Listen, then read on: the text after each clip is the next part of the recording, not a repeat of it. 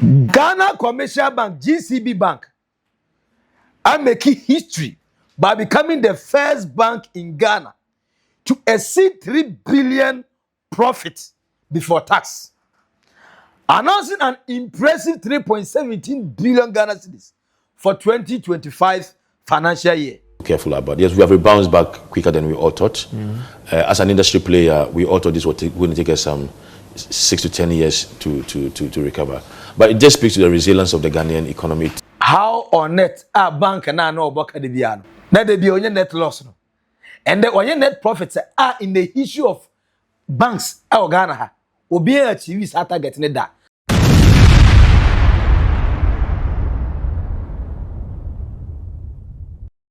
For the first time in history, Ghana Commercial Bank are making over 3 billion profit. In fact, I beat the Bank of Ghana target on settlement banks for the first time. And so for me, it's not just about the profitability. Yes, we are the first bank to cross the 3 billion mark in PBT. We're the first. Unless I've not released their numbers yet. All banks have released now. Oh, okay. All banks have released now. We're the first bank to generate operating income of 6 billion. That's a lot. It's something to be proud about. But from where we sit, we need to look at the health of the entire franchise. It appears that we are ticking the box. It appears that the strategy that we agreed to execute is working and is working very, very well. We just have to continue and being in that execution mode. John Dramani Mahama, His Excellency the President, one more na for more or manage these state-owned institutions. Na gig of Kokrampo eton apadeshi eboka. Na John Mama na nanum to say na Ghana ni edigia eyensa ne were ho a eyensa okwa we de eyensa eyeyi eyensa bibia eyensa enti utimi ton sasa boka ade obi etobie no uton boka. Bank of Ghana edim say ne commercial bank here state-owned bank every year bia wanya net loss obeko break even. There's obewie no na ne balance sheet no so pepe sika edi shemu eno ani nya he. Now you ask yourself say enti bia edi sika eto wo di bi ma loan agi interest the o save wo ho who say you know friends a service charge fee who boka like how it doesn't make sense. But yes, it has been our annual practice. For whatever reason, other banks are private owned and also from different countries, foreign banks, were making profit year in, year out, except Ghana Commercial Bank. Now,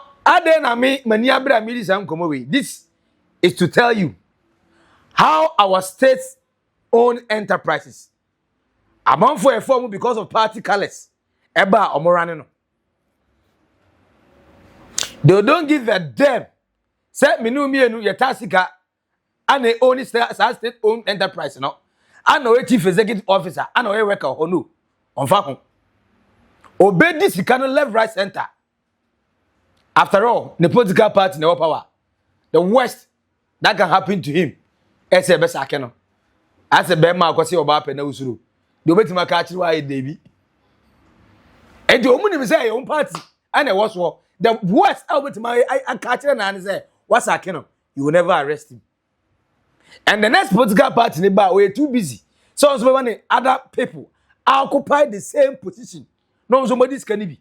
And you on what it omo makano. For whatever reason, Ghana and another Danko Akufo-Addo, decided say, "Yeton Agri Development Bank (ADB). Now yeton Tema Oil Refinery, to. Omboni ne say, na kasusuro. Na Agri Development Bank no ADB no. Onfo busuan fama akuafo go onyo. Now that come give you oware mensa. Say onye 30 million Ghana cedis. Onfanda ni busuan do de koye de onu go denim. Na nka wo bank aye setting the purposely. Say obebo akuafo no. Ene oni akuafo to nkwanta o mapai. How many Ghanaian farmers in the same way ADB? But funny enough, and then I'm announcing to you say ADB, that's why make it profit. So me pacho magic ben na John Dramani Mama oil. One more an lead affairs of this state-owned enterprise. Where catch no Paul our man terminal gold board. Ono ba na we na ye depend on so. Without gold board resources in sika or dey brey. Enka big push bi ani baby a. Enka ye ni anything called big push. Enka Ghana city eda so since wiem around 16 17 18. Today we me kan no. Wa locking them IGP but city no dollar where dene. Okobo bo city ni so ma city na say dwena pie. But eney city no oda bibi oda. Why say nanka no? Ontunu to because kodwero nko a nti o te faako. And sir papa na ne e pe na chine no. Bank of Ghana Governor Dr. Johnson Esiama. Hey, came before Gama hayo. Brantie pa hey dey bi kafra onya brantie. Papa go we the assistant onye ntwa ya na ya kakra. Papa iba ye mathematics a waye our Bank of Ghana ho. How on ania bre so obe make sure say Ghana your forest exchange you know. Ebe gina high stable. And it is working. All season banks say omo direct amount for some $1 no baby. Now all making yourself police for quite about for so. The next target was how banks in Betima grew. Funny enough, the former friend is a Bank of Ghana governor, Anderson. On it, the former finance minister, Kenoforiata wanted. Omumienu eye magic, ye we near we banks, aye local banks. With amount of money, aye de good no. Enka de for Friday beba. Sika enka ye de good no. Enka bet me the half of it. And I revive our banks no. But papa ibaya and even state-owned bank, to say commercial bank, every year be no making loss, e make profit. Now, tie go only yepa. Ghana Commercial Bank, GCB Bank, are making history by becoming the first bank in Ghana to exceed 3 billion profit before tax, announcing an impressive 3.17 billion Ghana cedis for 2025 financial year. So historic performance is highlighting 67.4% year-on-year increase. We signal strong recovery and resilience in Ghana's financial sector. What have the banks been doing? What has GCB done that has made you move so fast in terms of these earnings and profits? So again, I don't think we are out of the woods yet. If you ask me as an individual, I think that there are some pockets of concerns that we need to be careful about. Yes, we have rebounded back quicker than we all thought. As an industry player, we all thought this would going to take us some 6 to 10 years to recover. But it just speaks to the resilience of the Ghanaian economy. It talks to the level of support that the central bank has given to the banks. The shareholders have been very, very involved in how the banks have recovered. And so for me, then again, I think the recovery speaks to some of the clever things that the banks have done over the past, especially the local banks. I mean, the local banks don't have any parent companies who would have capitalized them. So they needed to actually buy the bullet themselves. There were some local banks who didn't pay salaries for a number of years just to make sure they took the bullet to survive into the future. And those were accepted by the employees of those local banks. For the multinationals, it was easy for them to actually pick a phone call and call their parent out there and say we needed more capital. Shareholders were also very, very instrumental. They stood behind their companies and ensured that banks that needed some bit of capital injection were given. How on net a bank na no boka de biano? Na de bi onye net loss no. And the onye net profits are in the issue of banks Ghana ha. Obi achieve is target ne da. Not ABSA, formerly of Barclays, not for instance Stanbic Bank, not Societe Generale, not Eco Bank. Mention Zenith Bank, Fidelity Bank, mention all the banks. You say the private banks were doing far better than the state-owned banks. And then me kwando say ese me say my account na commercial bank no me ko renew ai sa na no mo service kra time wo beduru no o kasa ho ase oni no problem de bia mo network atego enti enai matima resolve ni na anya a profit a historic profit over 3 billion in the history of banks in Ghana obi anwa 1 year enya sanfa so no bi da chamai ese me no bi no go back to commercial bank who say we here say nya commercial bank akobie commercial bank account ka why this is our own so let's celebrate our own we Ghana ya dia ye the more ye be account ho na save wo ho na enu omu ye business no the more Ghana enya mfaso because our profit absa and declare ya I think absa say South Africa say ke ko ho say a friend Stambika nke say ko UK say Fidelity say ko Nigeria Zenith ko Nigeria nka emma Ghana ha but wey minu mi enu taxika ya fa workers e twa omuka ho ha ye kwa no mu ye gaga kire no enne omasa kire omukwa asore enti omo se no omu ye business abo ma Ghana ye mfa so say sika we e ko Ghana e confess wow that's the beautiful thing about a state owned enterprise omu janse mu no na eja political party for ye form na so omu kono nkoye aduma serve Ghana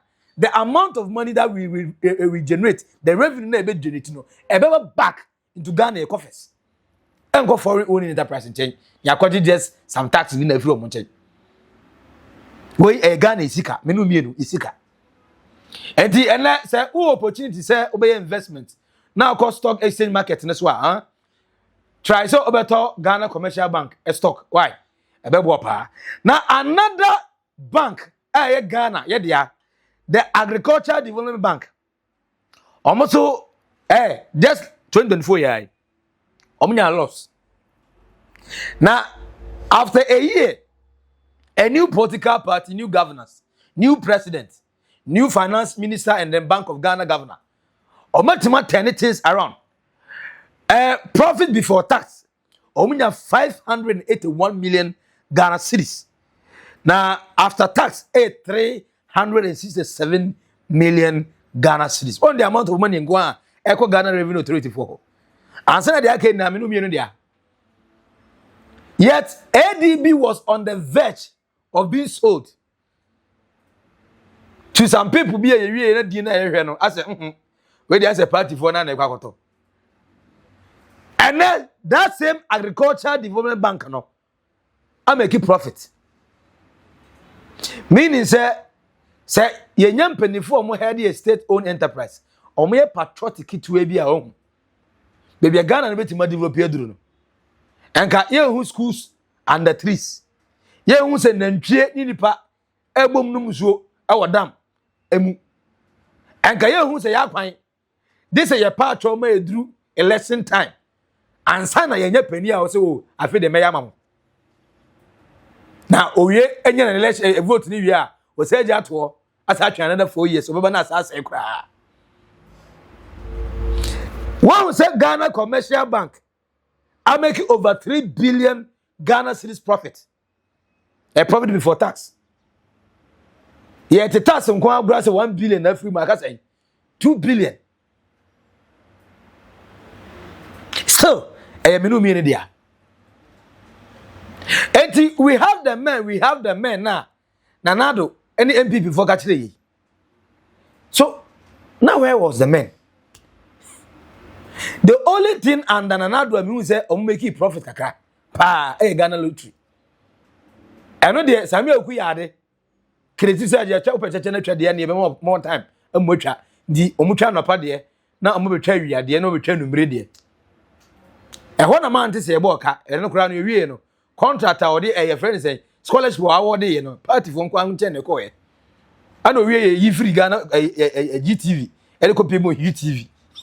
Yeah, the free Ghana Ghana television station, a common private television station.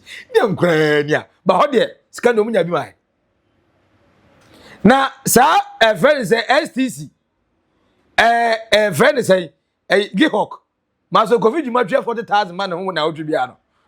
E be da ye. Koko bot ni egu no. CEO sorry the day we lose election saa da na o sign new contract akoto ade a na e wo bi da hodada but on edition koko no e wo bi da hodada o no sign new contract na koko board for airtime contract ama road contract to road e da macha ma wuntumi ono your contract da be. This is the attitude I bought Ghana from.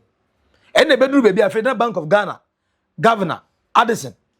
Now, as I said, Oko print over 60 billion Ghana cedis. And the shape Ghana economy of inflation near a boo, near 54% of inflation. Because Sikano, Yedi, Yafanya pay. And insecurity because I'm on 40 years pa Dubai, pa Netherlands, ba America. No muko. Afina kaminu mienu yambre nko a. Ene Tama oil refinery and ye turn for $21 million no. Well, no second quarter no make it $22 million profit amay. Ene se Ghana e were in the source entakwa to us Iran and Israel and America for them for long crana. All that we need and they say to e be go so refinery crude oils. E bet ma bua a reduce the fuel price. Guy beton.